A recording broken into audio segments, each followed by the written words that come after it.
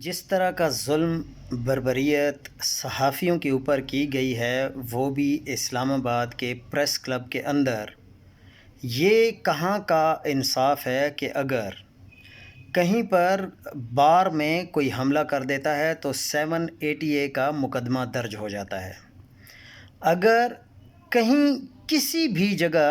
حملہ کیا جاتا ہے تو 780A درج ہو جاتا ہے، تو کیا صحافیوں پر اگر حملہ کیا جائے گا تو وہ 780A لگے گا یا نہیں؟ صحافیوں نے بڑا زبردست سوال اٹھا دیا ہے اور یہ اعلان کر دیا ہے کہ جن لوگوں نے کل صحافیوں پر اسلام آباد میں حملہ کیا تھا اور ملتان میں ایک صحافی کو لے کر گئے اٹھا کر،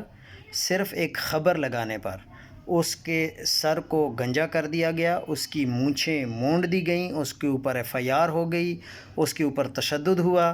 تو پھر اس کے لیے آواز اٹھائی گئی صحافی برادری کی طرف سے، PFUJ کی طرف سے،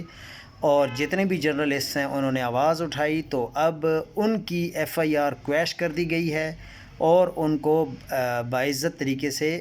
رہا کر دیا گیا ہے۔ لیکن کیا 780A کا